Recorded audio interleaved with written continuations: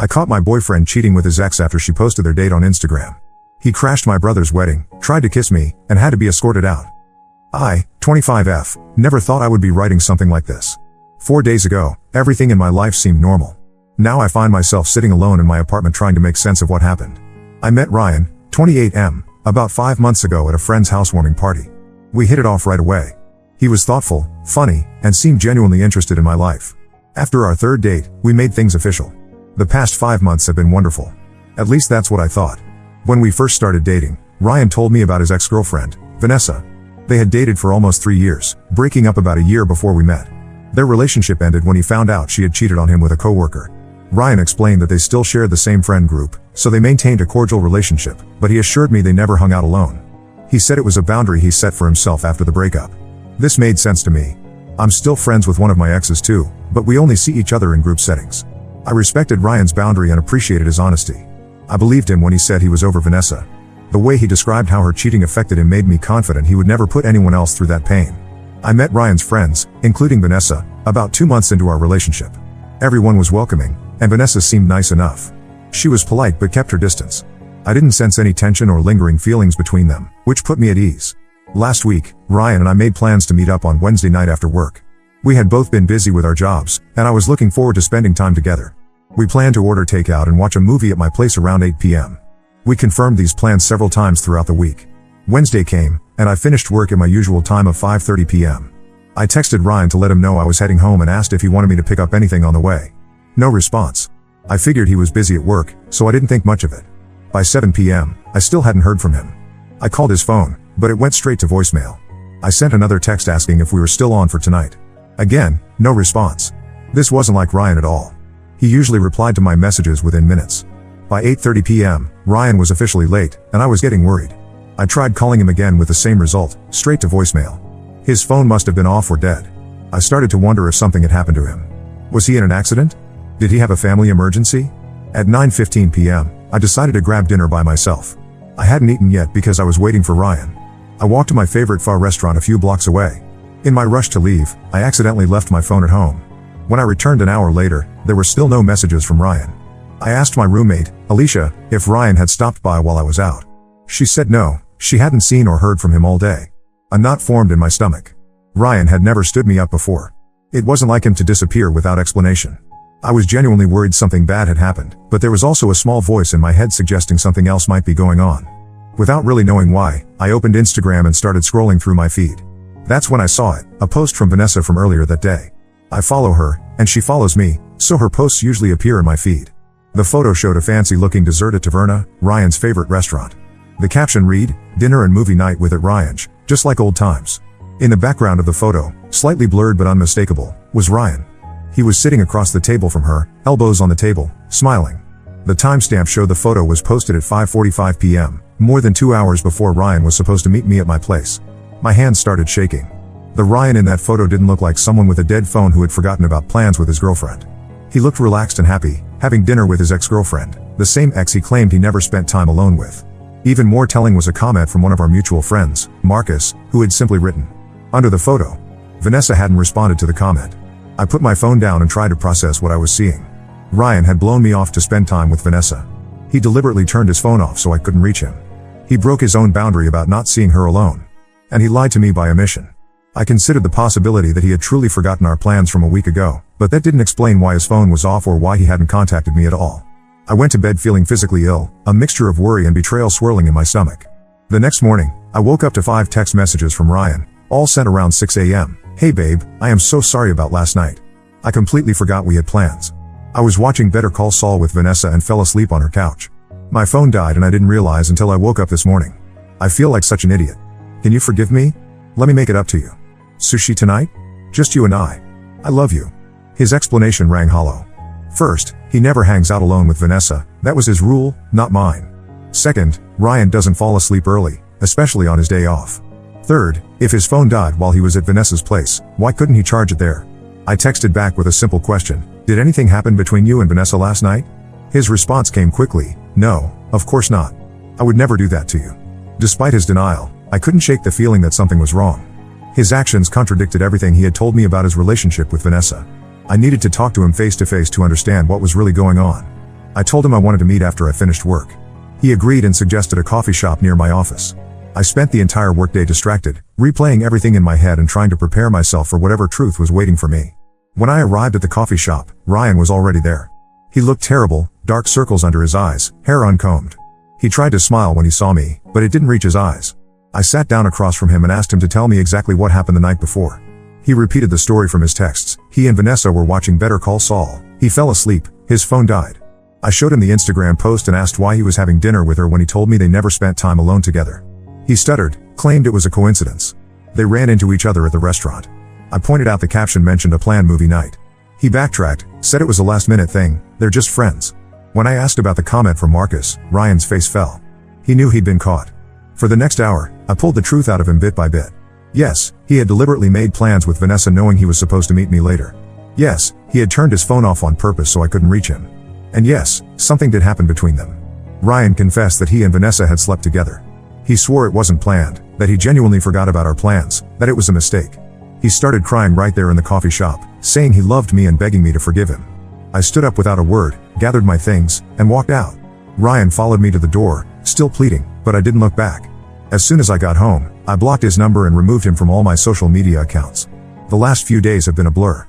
I've never been cheated on before, at least not that I know of, and the betrayal cuts deep. Right now, I feel numb, but I know the full impact will hit me eventually. My brother is getting married this Saturday, and I'm supposed to be there with a smile on my face. I don't know how I'm going to manage that. The irony is that if Vanessa hadn't posted that photo, I might never have known the truth. Ryan's excuse about falling asleep might have worked. But Vanessa put it right out there on social media, knowing I would see it. Last night, I stayed home alone, watching Netflix and eating ice cream straight from the container. Under normal circumstances, I would have called Ryan to come over and keep me company. Now, the thought of seeing him makes my stomach turn. I keep thinking about how blindly I trusted him. How I waited for him for an hour and a half, worried that something had happened to him, while he was with her the whole time. The disrespect is staggering. I know I made the right decision to end things immediately. 5 months is nothing compared to the lifetime of doubt I would have faced if I had given him another chance. Still, it hurts. Now I'm just trying to figure out how to move forward. How to trust anyone again. How to not let this experience make me bitter or suspicious in future relationships. But those are problems for another day. Right now, I'm just taking it 1 hour at a time. Update 1: It's been 2 weeks since I discovered Ryan's betrayal and ended our relationship. I wish I could say things have improved, but the situation has only gotten more complicated and concerning. The day after my last post, I went to work and tried to focus on anything but Ryan. My coworkers noticed something was wrong, but I kept the details vague. I wasn't ready to talk about it yet. That evening, I met my friend Megan for dinner. She's part of Ryan's friend group, but we've grown close over the past few months. I told her what happened, and she was furious on my behalf. She revealed that Ryan and Vanessa had a pattern of getting back together briefly after breakups. According to Megan, many people in their friend group suspected something might happen when Ryan and I hit the 5-month mark. Apparently that's when he usually gets cold feet in relationships. I went to my brother's wedding that Saturday as planned. The ceremony was beautiful, and for a few hours, I managed to forget about my own problems while celebrating his happiness. I was a bridesmaid, so most of my day was spent helping the bride and keeping everything running smoothly. During the reception, I stepped away to use the restroom in a quiet hallway away from the main party. As I was walking back, I froze. Standing at the end of the hallway was Ryan, dressed in a full suit. He hadn't been invited to the wedding. My brother had met him only once and barely knew him. Yet there he was, looking perfectly put together, as if he belonged there. Before I could react, Ryan walked toward me. I asked him what he was doing there. He said he needed to talk to me, that he couldn't accept that things were over between us. I told him firmly that he needed to leave immediately or I would have security escort him out. He ignored me completely. Instead, he grabbed my arm so tightly it hurt and stared into my eyes with an intensity that made my skin crawl. The look on his face wasn't one of love or remorse, it was desperation and something else I couldn't identify. Ryan said he couldn't live without me, that the past 2 weeks had been unbearable. His grip tightened as he leaned in, apparently trying to kiss me. I turned my head away and told him he needed professional help. This wasn't love, this was obsession. Ryan's response was to break down completely. He began sobbing loudly in the hallway of my brother's wedding venue, still gripping my arms. I tried to pull away, but he only held tighter. Thankfully, one of the groomsmen, Devin, heard the commotion and came to investigate. Devin is an old friend of my brother's and recognized Ryan from a group photo I had shown him once. He assessed the situation quickly and calmly intervened. Devin gently but firmly removed Ryan's hands from my arms and positioned himself between us. He spoke to Ryan in a calm, understanding voice, telling him that this wasn't the way to handle things and that he needed to go home and clear his head. Ryan seemed to respond to Devin's authoritative but non-threatening approach. Devin called a cab for Ryan and waited with him outside until it arrived. When he returned, he checked if I was okay and suggested we not tell my brother until after the honeymoon to avoid casting a shadow over his special day. I agreed, grateful for his help and discretion. The next day, I called Ryan's sister, with whom I'd gotten along well during our relationship. I explained what happened and expressed concern about Ryan's mental state. She thanked me for letting her know and assured me she would check on him. For the next few days, things were quiet. I thought perhaps Ryan had gotten the message and would leave me alone. I was wrong. Last night, I received multiple calls from an unknown number. After the third call, I answered, thinking it might be important. It was Vanessa. She demanded to know if it was true that Ryan had crashed my brother's wedding. When I confirmed he had, she unleashed a stream of insults and accusations. According to her, Ryan told her they were officially back together the day after our breakup. He claimed that I had been the one to pursue him at the wedding, that I had tried to seduce him and convince him to leave Vanessa. I was stunned by how completely he had twisted the events. I calmly told Vanessa what really happened, that Ryan showed up uninvited, grabbed me, tried to kiss me, and had to be removed by my brother's friend. I suggested she should reconsider her relationship with someone who would lie so blatantly. Then I hung up and blocked the number. This morning, I received a text from Megan. She said the friend group was in chaos. Ryan was telling everyone I had been stalking him since the breakup and that I was spreading lies about him cheating. Vanessa was backing up his story. Several mutual friends were taking sides, and the group was fracturing. Megan sent me screenshots of group messages where Ryan portrayed himself as the victim, claiming I had made up the cheating story because I was jealous of his friendship with Vanessa. In these messages, he didn't mention crashing the wedding at all. I decided I needed to set the record straight, not to win back friends or clear my name, but because living with such blatant lies being spread about me was untenable. I wrote a calm, factual account of what happened and sent it to the 3 friends in the group I trusted most, including Megan. I included the Instagram post from Vanessa that started everything and a security camera screenshot from the wedding venue showing Ryan there uninvited. The response was mixed. Some apologized for believing Ryan's version without question. Others accused me of trying to stir up drama. A few remained neutral, saying it was between Ryan and me. What struck me most was how skilled Ryan was at manipulating the narrative. He had spent years building relationships with these people, crafting an image of himself as honest and trustworthy.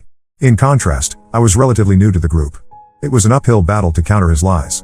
I've decided to distance myself from the entire friend group except for Megan and one other person who has shown unwavering support.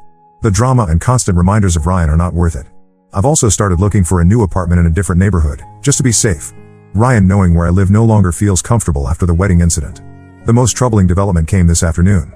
Ryan's sister called me, sounding worried. She said Ryan has been behaving erratically, missing work, drinking heavily, and making concerning statements about fixing things with me. She asked if I would consider meeting with both of them to help him find closure. I declined as gently as I could, suggesting that professional help would be more appropriate than seeing me again. As I write this update, I feel like I'm living in some bizarre alternate reality. 5 weeks ago, I thought I was in a healthy, trusting relationship with a kind, honest man. Now I'm changing my phone number, moving apartments, and losing friends because of his lies and concerning behavior.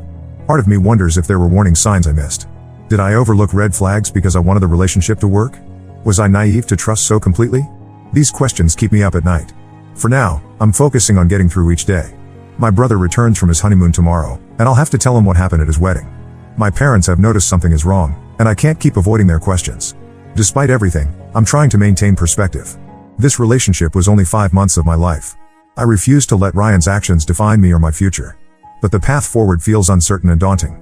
Update 2. It's been about a month since my last update, and while things haven't completely settled down, there have been some significant developments.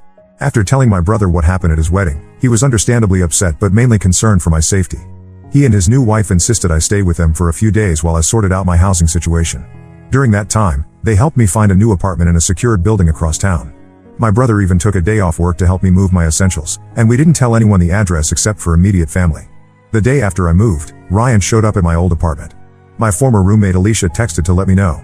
According to her, he brought flowers and a handwritten letter, claiming he just wanted to talk.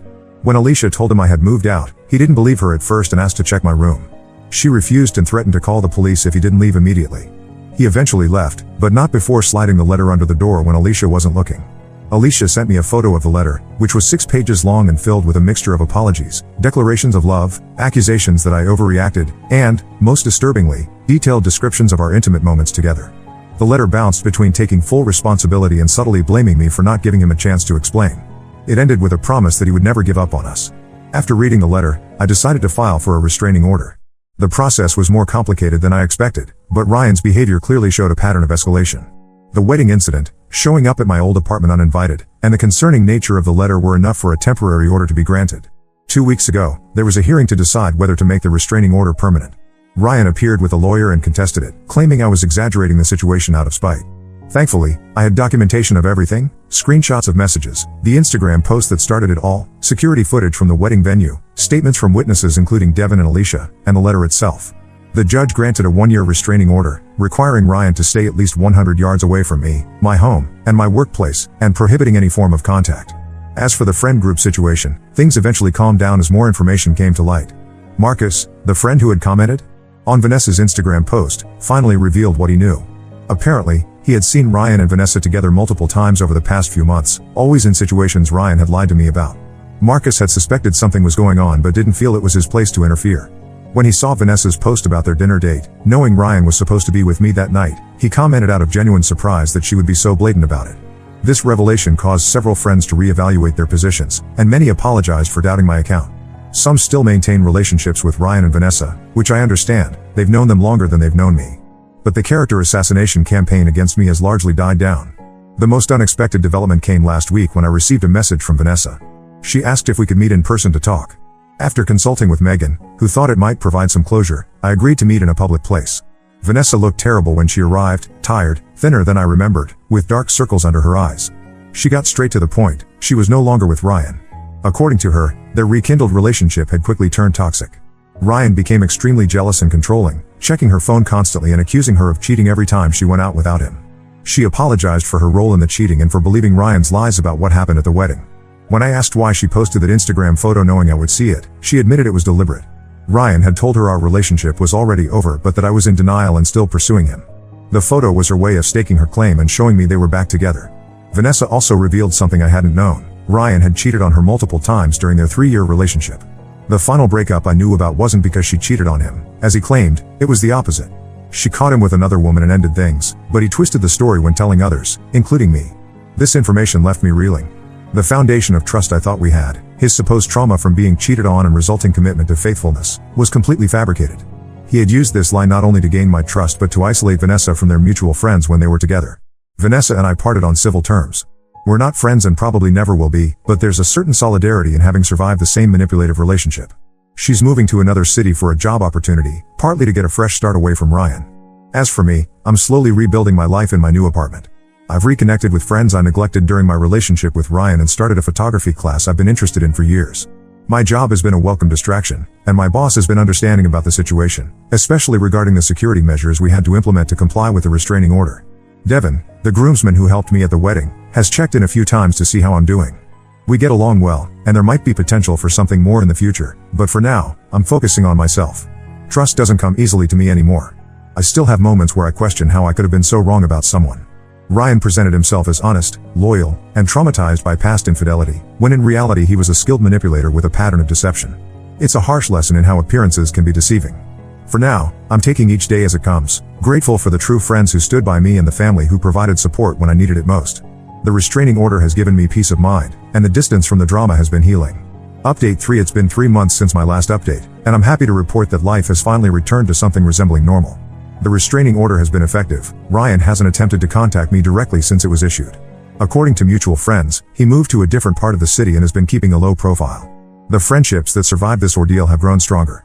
Megan and I meet weekly for coffee, and she's introduced me to her wider circle of friends who have no connection to Ryan or the drama. It's refreshing to spend time with people who know me only as I am now, not as Ryan's ex or the girl from the wedding incident.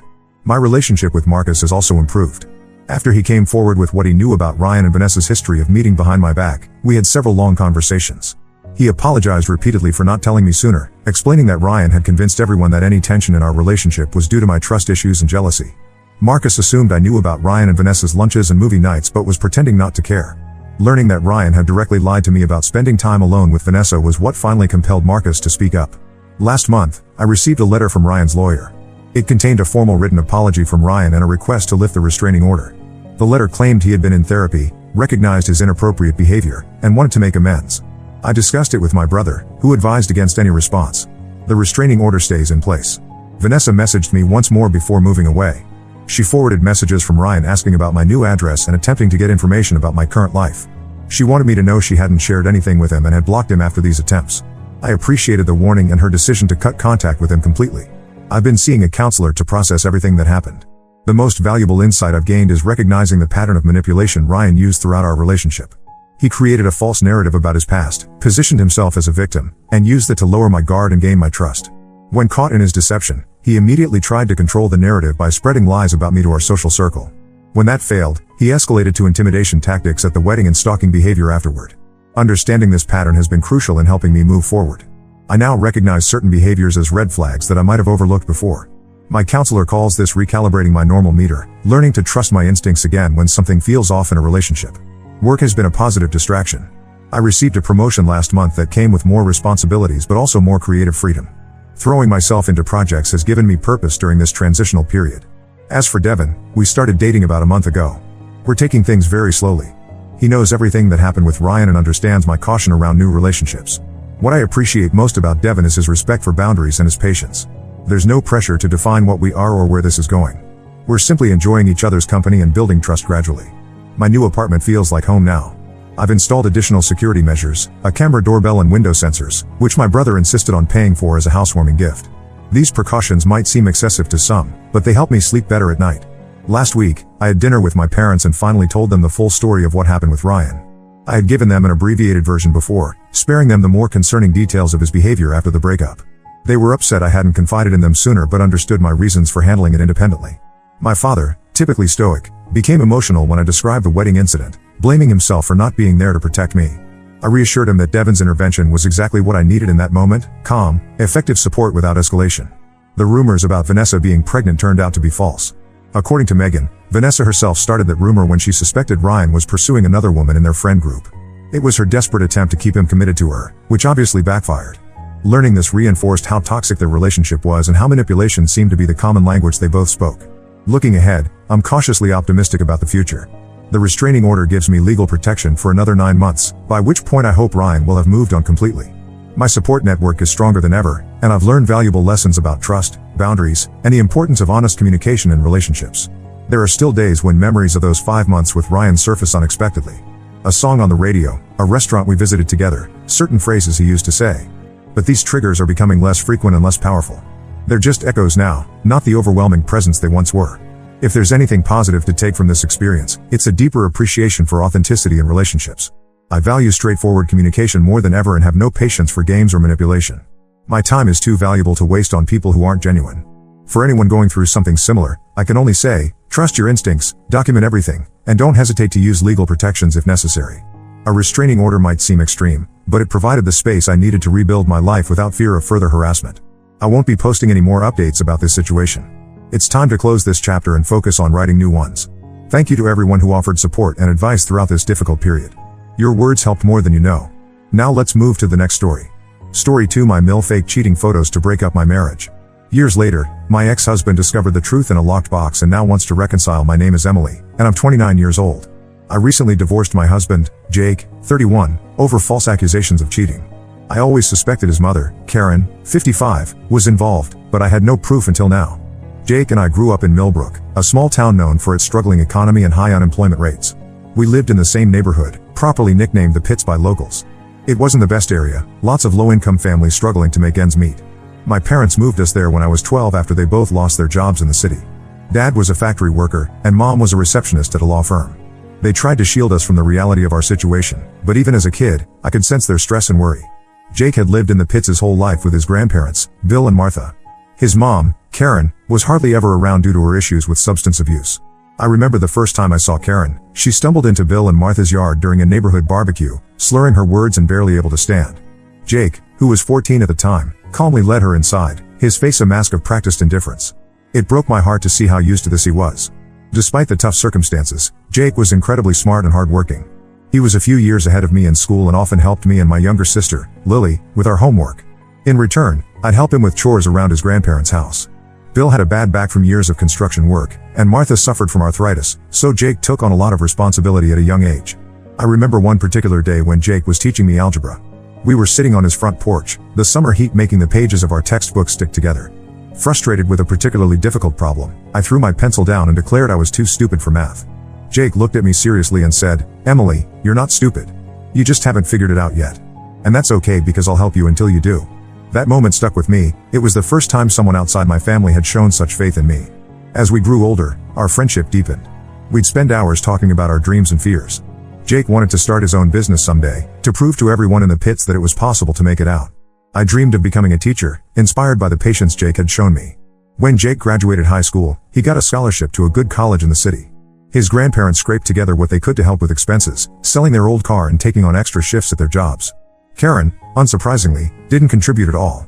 She didn't even show up to his graduation. I remember holding Jake's hand as he watched other parents congratulating their kids, his jaw clenched tightly. Jake and I tried to maintain a long-distance relationship when he left for college. We'd talk on the phone every night at first, sharing stories about our days. But over time, the calls became less frequent. Jake was busy with his studies and part-time job, and I was focused on finishing high school and helping my parents, who were still struggling financially. Then, one day, I got a text from Jake. It was brief and to the point. He thought it was best if we broke up. He said the distance was too hard and he needed to focus on his future. I was devastated. I tried calling him, but he didn't pick up. For weeks, I cried myself to sleep, feeling like I'd lost not just my boyfriend, but my best friend. Years passed, and I didn't hear much from Jake. I focused on my studies, got into a decent college in our state, and started working towards my teaching degree. I dated a few guys, but nothing serious. A part of me always compared them to Jake, and they always fell short. Then, out of the blue, I saw Jake's name on the guest list for a talk at my college. He had become a successful entrepreneur, and I was assigned to moderate the session. When I saw him walk into the auditorium, my heart skipped a beat. He looked different, more polished, confident. But when he smiled at me, I saw the same Jake I'd known all those years ago. After the talk, we went for coffee to catch up. Jake told me about his journey, how he'd worked hard, started his own tech company, and even reconnected with his mom. Apparently, Karen had married a wealthy man named Robert who adopted Jake and invested in his company. I was happy for Jake, but a part of me felt a twinge of jealousy. He had achieved his dream of making it out of the pits, while I was still struggling to finish my degree and help my parents make ends meet. One thing led to another, and Jake offered me a job at his company. At first, I hesitated, thinking it might be awkward, but he insisted. Over the next few months, we grew close again. Jake proposed, saying he regretted breaking up with me years ago. I was overwhelmed with emotion and said yes. That's when the trouble started. Karen wasn't pleased about our engagement. She arranged a lunch for us to get to know each other, but it was a disaster. She was sweet in front of Jake but made nasty comments when we were alone, calling my family and me gold diggers. I told Jake about it, but he brushed it off, asking me to ignore her behavior. Our relationship became strained because of Karen's constant interference. She was always in Jake's ear, filling it with lies about me and my family. Despite the ups and downs, Jake and I eloped and got married. Karen put on a happy face at the reception, but I could tell she was seething inside. Things were okay for a while until my sister Lily asked for some seed money for her startup, a small bakery she wanted to open in our hometown. Jake generously offered to invest, no questions asked. I was touched by his gesture, remembering how much my family had struggled when we were younger. Unfortunately, Lily's business struggled. The economy in our hometown was still bad, and people didn't have extra money for fancy baked goods. Jake started to worry about his investment. He became distant and irritable at home. We fought over small things, and the tension kept building. The breaking point came when Jake forgot our first wedding anniversary. I was hurt and decided to stay with my parents for a while. We had already planned a small gathering for our families after our anniversary, so we decided to go ahead with it and act like the perfect hosts. The day before the party, I got a shocking call from Karen. She told me to pack my bags because she had found the perfect girl for her son. I hung up on her and went home to talk to Jake about his mother's behavior. But when I arrived, Jake was drunk and unresponsive. The next day, at the gathering, the tension between Jake and me was palpable. Even my distant cousins noticed something was off. I tried to talk to Jake, but he brushed me off. Later, he came back with an envelope, saying it contained proof of me cheating on him. I was stunned. Inside the envelope were divorce papers and some inappropriate pictures of me with another man. I couldn't believe what I was seeing. I tried to explain to Jake that the pictures were fake, but he wouldn't listen. He told me to leave, saying he should have listened to his mother and never married into a family of gold diggers. Heartbroken and confused, I went back to my parents' house. Lily looked at the pictures and immediately pointed out that they were clearly doctored. We decided to confront Jake the next day, but before we could, he showed up at our door. I thought maybe he had realized something was off about the pictures. Instead, he demanded that I sign the divorce papers immediately. When I refused and tried to explain that the photos were fake, he threatened to file fraud charges against Lily for the failed business investment. I was devastated. The man I loved and thought I knew was threatening my family. With a heavy heart, I signed the papers. It was only after the divorce that I discovered I was 2 months pregnant. Now, 6 months later, I've given birth to a beautiful baby girl named Sophie. Jake has been supportive from afar, setting up a trust fund for her and agreeing to shared custody. But I can't help feeling that there's more to this story than meets the eye. I'm determined to uncover the truth, not just for my sake, but for Sophie's future. Update 1. It's been a whirlwind few weeks since my last post. I can't believe how much has happened, and I'm still trying to process it all. About a month ago, I received an email that changed everything. It was from Karen, Jake's mother, but it wasn't meant for me. She had accidentally included my email address in a message intended for a woman named Melissa, who she was trying to set Jake up with. The email detailed Karen's plan to get all of Jake's money, with instructions on how Melissa should manipulate him. I was shocked. This was the proof I needed to show that Karen had been behind everything from the start. My hands shook as I read through the email multiple times, each read filling me with a mix of vindication and anger. I immediately tried to contact Jake, but he didn't answer my calls. So, I forwarded the email to him, hoping he would finally see the truth. Days passed, and I heard nothing. I assumed Jake had read the email and was dealing with the fallout on his own. I focused on taking care of Sophie and tried not to dwell on it. But it was hard. Every time I looked at our daughter, I saw Jake and her features, and my heart ached for what could have been. Then, on a rainy Tuesday evening, Jake showed up at my door. He looked terrible, his clothes were rumpled, his hair a mess, and he had dark circles under his eyes. For a moment, I was reminded of how his mother used to look when she showed up at his grandparents' house. I invited him in, more out of habit than anything else, and that's when he dropped a bombshell. Jake confessed that he had never received my email, it had gone to his spam folder. He was here because he had discovered the truth on his own. While helping his mother move some things at her house, he had stumbled upon a locked box. Curiosity got the better of him, and he picked the lock, a skill he learned in our misspent youth in the pits. Inside, he found the original photos of me, the ones that had been doctored to make it look like I was cheating. He broke down as he told me how he had taken the photos to a professional, who confirmed they were manipulated. Jake realized then that his mother had orchestrated the whole thing to break us up. As he spoke, I could see the weight of his guilt crushing him. He looked older, more worn than I'd ever seen him. I didn't know how to feel. On one hand, I was relieved that Jake finally knew the truth. On the other, I was angry that it had taken him this long to believe me. I told him about the email I had forwarded, and he checked his spam folder right there in front of me. The color drained from his face as he read it. We spent hours talking that night. Jake apologized profusely for not believing me, for letting his mother come between us, for threatening my sister.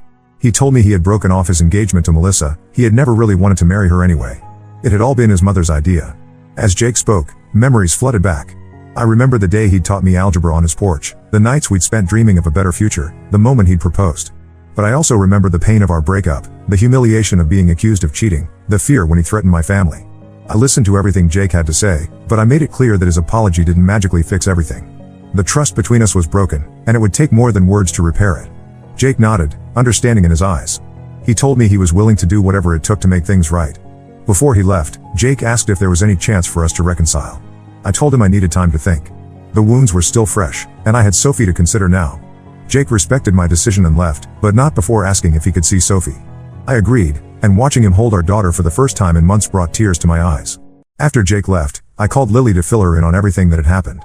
She was furious on my behalf but also relieved that the truth had finally come out. We spent a long time discussing what I should do next. Lily, always the protective sister, warned me against rushing back into a relationship with Jake. But she also reminded me of how happy we had been before Karen's interference. I'm still not sure what the future holds for Jake and me. Part of me wants to give him another chance, we have a long history together, and he is Sophie's father. But another part of me is scared of being hurt again. Can I ever truly trust him after what happened? For now, I'm focusing on being the best mother I can be to Sophie. Jake and I have agreed to be civil for her sake, and we're working on a co-parenting schedule that works for both of us. It's strange, navigating this new dynamic with Jake. Sometimes, when he comes to pick up Sophie, I catch glimpses of the boy I fell in love with all those years ago. But then I remember everything that's happened, and I feel the walls I've built around my heart strengthening. As for Karen, Jake told me he's cut off all contact with her. He's in the process of undoing the financial entanglements she had manipulated him into. It's a messy situation, and I'm glad I'm not directly involved in it. But I can't help wondering about Karen's motivations. Was it really just about money? Or was there something deeper, some twisted need for control over her son's life? I'm taking things one day at a time. My priority is creating a stable, loving environment for Sophie. Whatever happens between Jake and me, I want her to know that both her parents love her unconditionally. I'll update again when I have more news. For now, I'm trying to focus on the positive changes in my life. I've started a new job at a local school, fulfilling my old dream of becoming a teacher. It's challenging, especially with a baby, but it's also incredibly rewarding. And every day, when I look into Sophie's eyes, I'm reminded of the strength I've found through all of this. Thank you all for your support and advice. It means more than you know. Update 2. It's been a few months since my last update, and a lot has changed. I'm still trying to wrap my head around everything that's happened. Jake and I have been slowly rebuilding our relationship, not as a couple, but as co-parents. We've been attending counseling sessions together to work through our issues and learn how to communicate better for the sake of Sophie. It's been challenging, but I can see the progress we're making. In our sessions, we've delved into our past, both the good and the bad. We've talked about our childhood in the pits, how it shaped us and our expectations of relationships. Jake opened up about his feelings of abandonment from his mother and how that affected his ability to trust. I shared my insecurities about not being good enough for Jake after he became successful. It's been painful at times, but also cathartic. The biggest development, however, involves Karen. Jake decided to press charges against her for fraud and harassment. He had gathered enough evidence, including the doctored photos and the email she sent about her plans to steal his money. It wasn't an easy decision for Jake. Despite everything, Karen was still his mother. I remember the night he made the decision. We were sitting on my porch after he had dropped Sophie off, reminiscent of our teenage years. Jake looked at me, his eyes filled with a mix of determination and sadness, and said, "I have to do this. Not just for us, but for Sophie. I don't want her growing up thinking this kind of behavior is okay." When Karen was confronted with the charges, she didn't react the way we expected. Instead of denying everything or trying to manipulate the situation, she broke down completely. It turns out that she's been struggling with severe mental health issues for years, exacerbated by her substance abuse problems. Jake's stepfather, Robert, who had been in the dark about most of Karen's schemes, was devastated. He's filed for divorce but has agreed to help pay for Karen's treatment at a specialized facility. It's a complicated situation, and I have mixed feelings about it all. On one hand, I'm angry at Karen for everything she put me through, the false accusations, the manipulation, the pain she caused our family. But on the other hand, I can't help but feel a twinge of pity for her. Mental illness is a serious issue, and it's clear that she needs help. I remember Karen from my childhood, a woman who was more often absent than present in her son's life. I wonder now if her issues stem from that time, or even earlier. Jake is struggling with his own conflicting emotions. He's angry and hurt by his mother's actions, but he also feels guilty for not recognizing her issues sooner. He's been seeing a therapist to work through his feelings, which I think is a positive step. Sometimes, after his sessions, he'll call me and we'll talk for hours. It reminds me of our late-night conversations when we were younger, dreaming of a better future. As for me, I'm focusing on moving forward. I've started a new job that I love, teaching at a local elementary school. It's challenging, especially balancing work with caring for Sophie, but it's incredibly rewarding. I see a bit of myself in some of my students, especially those from struggling families. I try to be for them what Jake was for me all those years ago, a source of encouragement and support. I'm also enjoying watching Sophie grow and develop her own personality. She's the light of my life, and seeing Jake interact with her always brings a smile to my face, despite our complicated history. Sophie has Jake's eyes and my smile, and sometimes when I look at her, I'm struck by how much she represents the best of both of us. Jake and I have had some long, honest conversations about our past and our future. We both acknowledge that we still have feelings for each other, but we're not rushing into anything. We're taking it slow, focusing on being good parents and healing from the trauma we've been through. Last week, Jake suggested we take Sophie to the park together. As we watched her toddle around the playground, Jake turned to me and said, "I'm sorry for everything, Emily. I should have trusted you. I should have been stronger." I didn't say anything, just squeezed his hand. It wasn't forgiveness, not yet, but it was a start. I don't know what the future holds for us, but I'm cautiously optimistic. If nothing else, this whole ordeal has taught me the importance of trust, communication, and standing up for myself. I'm not the same person I was when this all started, and in many ways, I'm stronger for it. Lily's bakery is slowly starting to pick up. Jake has been helping her with the business side of things, partly out of guilt for threatening her before, and partly because I think he genuinely wants to help. It's nice to see them getting along, a small piece of normalcy in our complicated situation. As for Karen, she's still in treatment. Jake visits her occasionally, always coming back looking drained but a little more at peace each time. I haven't seen her myself, I'm not ready for that yet. But Jake keeps me updated, and I appreciate his honesty about the situation. I'll update again if there are any major developments. For now, I'm taking things one day at a time, focusing on being the best mother and teacher I can be. Thank you all for your continued support and advice. It's been a long, difficult journey, but I finally feel like I'm on the right path. Update 3, it's been almost a year since this whole ordeal began, and I wanted to give you all a final update on the situation. Karen has been in treatment for the past 6 months. According to Jake, who's been in limited contact with her doctors, she's making progress but still has a long way to go. Jake's stepfather, Robert, went through with the divorce, but he's been supportive of Karen's treatment, which I think speaks volumes about his character. Jake has been visiting Karen more regularly. He often comes to my place afterward, emotionally drained but determined to maintain the relationship. Last month, he brought Sophie to see Karen for the first time since all this happened. It was a supervised visit, and Jake said it went as well as could be expected. Karen cried when she saw Sophie, apologizing over and over. Jake said it was hard to watch, but he felt it was necessary for both Karen and Sophie. As for Jake and me, we've continued to work on our relationship as co-parents.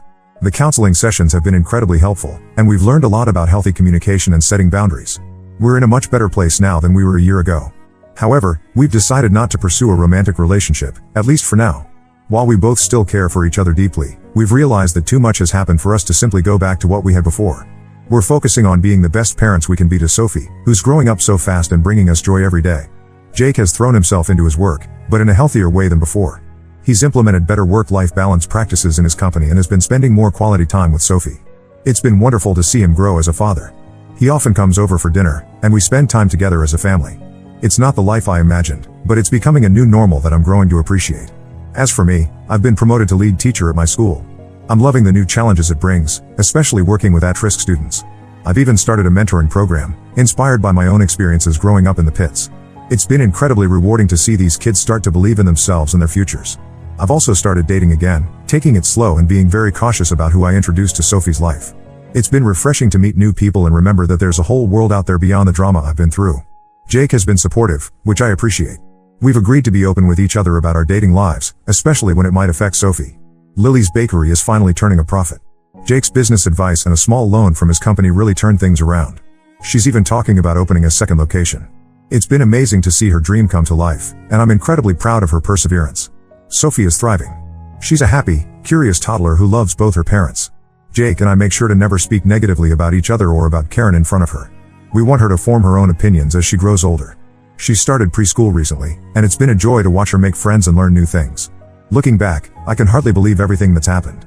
It's been a painful, difficult journey, but I've learned so much about myself, about resilience, and about the importance of trusting my instincts. I'm proud of how far I've come, and I'm excited about what the future holds. There are still tough days. Days when I look at Jake and Sophie together and feel a pang of what might have been. Days when I worry about Karen's influence on Sophie's life as she grows older. But overall, I feel stronger and more capable than ever before. Thank you all for your support throughout this crazy time. Your advice and kind words have meant the world to me. While this chapter of my life is closing, I'm looking forward to writing new ones. Here's to new beginnings and brighter days ahead.